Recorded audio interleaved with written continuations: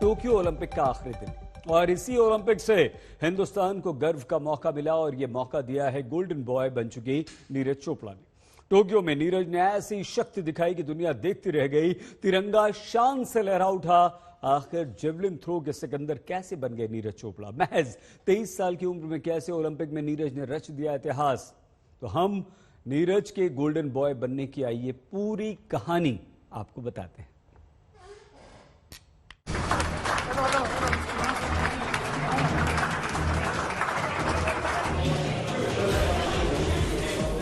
कोई यूं ही नहीं बन जाता नीरज चोपड़ा। दिल्ली से करीब 6000 किलोमीटर दूर यूं ही तिरंगा नहीं लहराया। टोक्यो ओलंपिक में जिद, जुनून और मेहनत ने ऐसा रंग दिखाया कि आन बान और शान से तिरंगा लहरा उठा। पूरे हिंदुस्तान का सीना गर्व से चौड़ा हो गया। और बहुत बहुत बधाई आपको। आपने देश को खुश कर दिया। जापान की जमीन पर नीरज चोपड़ा ने कामयाबी का ऐसा परचम फहराया है कि हिंदुस्तान का मंगल गान हो रहा है। खेल के महाकुंभ से एक सितारा निकला है जो अब हमारा गोल्डन बॉय है। वो अब हर दिल अजीज है।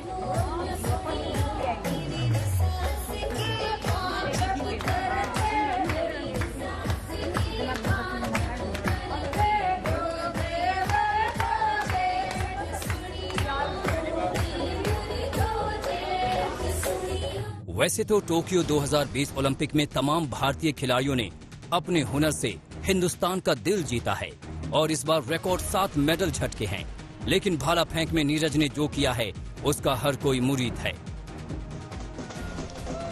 उन्होंने देश का मान बढ़ाया है, सम्मान बढ़ाया है, जश्न का मौका दिया है इस गोल्डन बॉय ने।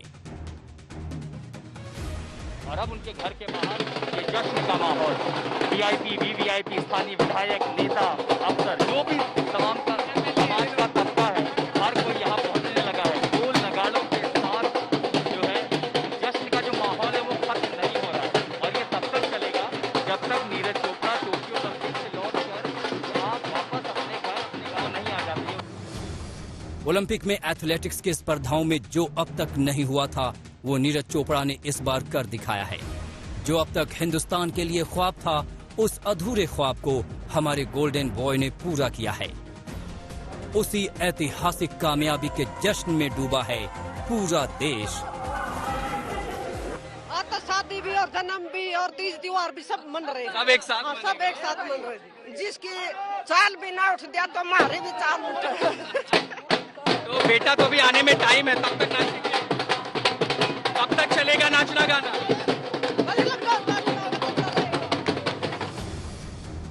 तो पूरी दुनिया इस सिकंदर को सलाम कर रही है।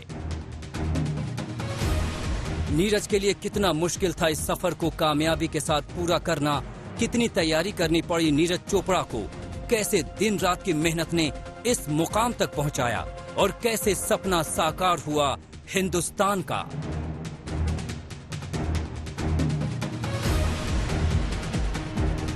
सच बताऊं तो एक बहुत ही बड़ा बदलाव सा हो गया है, क्योंकि कल ऐसा लग रहा था कि शाम को मेरा इवेंट है और उसके लिए प्रिपेयर हो रहा था, मेंटली भी और फिजिकली हमने बहुत ज़्यादा ट्रेनिंग की थी पहले। तो एक बहुत ही मुश्किल सा टाइम लग रहा था, पर पता नहीं क्या हो पाएगा, क्योंकि वेट रहता है और इंडिया में भी सभी को वेट था। लेकिन जब तक ख़त्म नहीं हुआ मन में ये चलता रहा कि बस कुछ अच्छा करना है, बेस्ट करना है, और अभी ख़त्म हो गया है और हमने गोल्ड जीत लिया है। तो एकदम ऐसा लग रहा है जैसे दिमाग से एक वो जो एक बहुत ज़्यादा बोझ था माइंड पे कि कैसा रहेगा, क्या रहेगा, इतना वेट करना पड़ा इसके लिए, वो एकदम उतर गया है। अभी अपने पास गोल्ड है। देश को गुमान है अपने गोल्डन बॉय पर। मेडल टैली में स्वर्ण की लिस्ट में हिंदुस्तान का नाम जोड़ने वाले इस सितारे ने वो कर दिखाया है जो इतिहास के पन्नों में दर्ज हो गया है। लेकिन यहाँ तक का सफर ऐसे ही पूरा नहीं हुआ। हरियाणा के गांव से निकले नीरज ने ऐसे ही देश का मान नहीं बढ़ाया। इसके पीछे है लंबे त्याग की गाथा। इसके लिए तपना पड़ता है, लड़ना पड़ता है, जूझना पड़ता है, फौलाद इरादे के साथ पसीना बहाना पड़ता है और तब तैयार होता है नीरज चोपड़ा। 23 साल के नीरज चोपड़ा का टोक्यो ओलंपिक तक का सफर इतना आसान नहीं। जरूर है कि हाँ जी, जो मेहनत की थी वो आज ऐसा मुकाम था ये ओलंपिक गेम्स, क्योंकि कॉमनवेल्थ और एशियन गेम्स एक अलग चीज है, लेकिन ओलंपिक से बड़ा कुछ नहीं है। तो आज ये क्या मायना लगता है, ये मेडल तुम्हारे लिए क्या है ये बताओ। ये बस मुझे लगता है कि लाइफ का, मेरे स्पोर्ट्स करियर का सबसे बड़ा दिन, और अपने मतलब एथलेटिक्स के लिए और इंडिया के लिए गोल्ड जीता है, तो एक बहुत ही बड़ी बात है मेरे लिए। ओलंपिक में स्वर्ण पदक जीतने तक की नीरज की कहानी बेहद चौंकाने वाली है। ये मामूली बात नहीं कि इतनी कम उम्र में कोई खेलों के महाकुंभ में सुर्खियां ऐसे बटोर कर अपने राष्ट्र का अभिमान बन जाता है। ये वो गोल्डन बॉय नीरज हैं जिन्हें लोग कभी सरपंच कहकर पुकारते थे तो कभी मोगली। सरपंच और मोगली के उपनाम से लेकर मेडल वीर बनने तक की पूरी कहानी देखिए अगली रिपोर्ट में।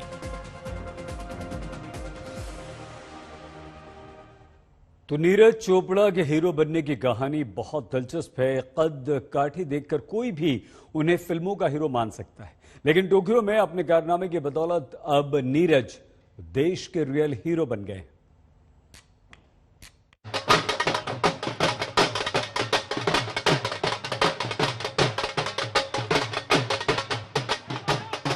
बीस साल के नीरज चोपड़ा के स्वागत में हिंदुस्तान उमड़ा था।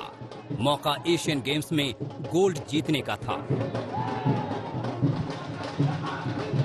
लेकिन वो तब की बात थी। अब निशाना ग्राउंड में उस दूरी पर लगाने की तैयारी थी जहां बुलंदी कदम चूमे। सफर आसान नहीं था। ऐसे कई दिग्गज थे जो जेवलिन थ्रो के बेताज बादशाह माने जाते हैं। उन्हीं में से एक हैं German player Johannes Vetter. Johannes ने चैलेंज किया था कि ओलंपिक में मुझे हराना मुश्किल होगा, लेकिन नीरज चोपड़ा ने बता दिया कि वो ही सिकंदर हैं। हिंदुस्तान के इस लाडले ने बहुत पहले ही कसम खा ली थी, मेहनत और समर्पण से यकीन दिला दिया था कि ओलंपिक 2020 का गोल्ड उनका है। आपको लगता है कि ओलंपिक्स 2020 टोक्यो में गोल्ड पॉसिबल है नीरज? जी देखो, बिल्कुल जैसे इस हिसाब से रिजल्ट चल रहा है और 2 साल में अभी 86 से मैंने 2 मीटर कवर किया है, तो उसके हिसाब से लग रहा है कि थोड़ा और हम हार्ड वर्क करेंगे, टेक्निकल काम करेंगे कोच के साथ मिलके, तो काफ़ी पॉजिटिविटी लग रही है ओलंपिक गोल्ड की। और जैसे आप बोल रहे हो कि इस एज में जैसे जिनका जिनका वर्ल्ड रिकॉर्ड है, उन्होंने इस एज में 88 मीटर तक थ्रो किया था, तो वो भी काफ़ी अच्छे थ्रो रहे थे। तो उसके हिसाब से मुझे लग रहा है कि उनका वर्ल्ड रिकॉर्ड है, तो मैं भी कुछ कर सकता हूँ। आज तक से खास बातचीत में ओलंपिक से 2 साल पहले ये वादा था गोल्डन बॉय का, जिन्हें गोल्ड से कम कुछ भी मंजूर नहीं था। तो अभी आपका बेस्ट है 88। जी, सब लोग ये सोच रहे हैं कि 90 कब क्रॉस करेगा नीरज? 90 सर देखो, अपना तो 100% दे रहे हैं, देखते हैं कौन से कंपटीशन में तो होता है। 88 के थ्रो में और 90 के थ्रो में क्या फर्क पड़ता है? वेदर कंडीशन, स्टेडियम, एथलीट का जी बिल्कुल, हर चीज, fitness? हाँ, जोश भी और फिटनेस काफी मायने रखती है, और एक अच्छी डायरेक्शन में थ्रो करना बिल्कुल सीधा, तो वो काफी मायने रखती है चीज। 800 ग्राम वजनी भाले के साथ ग्राउंड में नीरज ने अपनी आधी उम्र गुजार दी है। आज तक से खास बातचीत में नीरज बताते हैं कि कैसे वो कामयाबी के इस मोड़ तक पहुंचे। 11 साल की उम्र में नीरज का वजन 80 किलो था। परिवार वालों की यही चिंता उन्हें ग्राउंड तक ले आई थी।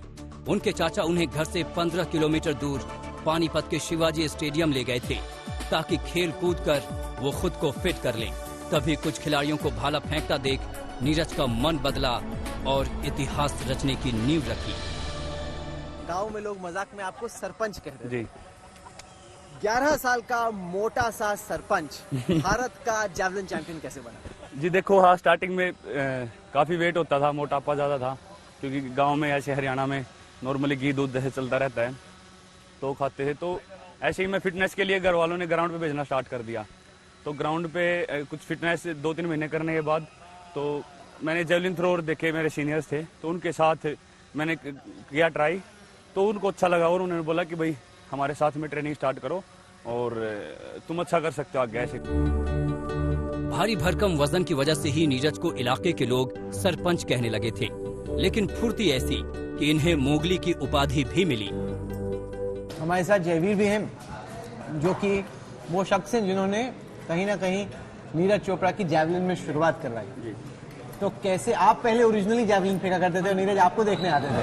नहीं, नीरज फिटनेस के लिए पानी पता है वहाँ के लोकल स्टेडियम में। हाँ, इस टाइम में ओवरवेटेड हुआ करता था। मोटू सरपंच कहते थे तो। हाँ, काफी मोटा था। और ये वहाँ पे जितेंद्र भैया है, उनके पास फिटनेस करता था। तो फिटनेस करते करते कभी कभी जाके भी फेंक लेता था, बीच में ऐसे होगी, फिर मैंने इसको देख लिया फेंकते हुए। वक्त बीतता गया, एक गोल्डन बॉय तराशा जाने लगा। कोच की मेहनत रंग लाने वाली थी। शिष्य का हुनर देख बहुत पहले ही भरोसा हो चुका था। नीरज के अंदर, मैंने आपको पहले बताया, नीरज के अंदर नेचुरल जो इसका झटका है हाथ का, जो जर्क है, वो इंडिया में किसी के पास नहीं गया। तो विपिन कसाना है या ये है जो जिनकी जर्क एक्चुअल में अच्छी है। और दूसरी बात ये है कि अब ऐसा तो है नहीं कि हर एक कोई जलंधरी हो जाएगा। तो नीरज चोपड़ा अपने आप में शुरुआत से ही इसके अंदर टैलेंट था और इसके अंदर कैपेसिटी है कि ओलंपिक में भी मेडल लेकर सकता है। आपको लगता है ओलंपिक में मेडल आ सकता है? बिल्कुल। सबसे पहले भाला फेंक खिलाड़ी जयवीर चौधरी ने नीरज की खूबियों को जाना था, क्योंकि सच्ची लगन के साथ कड़ी मेहनत ने ही 2 साल के अंदर नीरज को अंडर 16 का राष्ट्रीय चैंपियन बना दिया था। जैवलिन में आपको क्या देख के ऐसा लगा कि आपको लगा कि इसमें पोटेंशियल है? तो फर्स्ट टाइम जैसे जैवलिन को फेंक रहा था, फर्स्ट टाइमर के हिसाब से काफ़ी अच्छे तरीके से फेंक रहा था। इसका बॉडी पोस्चर, फ्लेक्सिबल आर्म्स, वो काफ़ी इंपॉर्टेंट होते हैं जैवलिन के लिए। तो मुझे लगा कि ये विश्वास अटल था, इरादा पक्का था, तभी तो चट्टानी चाहत को पूरा करने के लिए नॉनवेज को हाथ तक नहीं लगाने वाले नीरज ने उसे भी खाना शुरू कर दिया था। पहले आप मीट नहीं खाते थे? नहीं, पहले नहीं खाता। 2016 तक इतना मतलब क्या कि मीट खाना जरूरी है? जी देखो, 2016 में हमारा कैंप गया था पोलैंड। तो यूरोप में ज़्यादातर वेज ही मिलता है, मतलब घास फूस ये ज़्यादा होता है। तो वहाँ पे काफ़ी मतलब वेट लूज हो रहा था और एक जो ट्रेनिंग करते थे हार्ड, उसके बाद जो एक रिकवरी चाहिए डाइट की भी, और तो वो हो नहीं पा रही थी। तो इसलिए सभी ने बोला कि नॉन वेज स्टार्ट कर दो, क्योंकि वहाँ पे वेज इतना था नहीं। तो तब नॉन वेज स्टार्ट कर दिया। पानीपत के उस सरपंच ने अपना गोल्डन सफर पूरा कर लिया है, लेकिन ये अंत नहीं। अभी तो हिंदुस्तान के सपनों के साकार होने का आगाज हुआ है। पानीपत से आशुतोष मिश्रा के साथ आज तक ब्यूरो।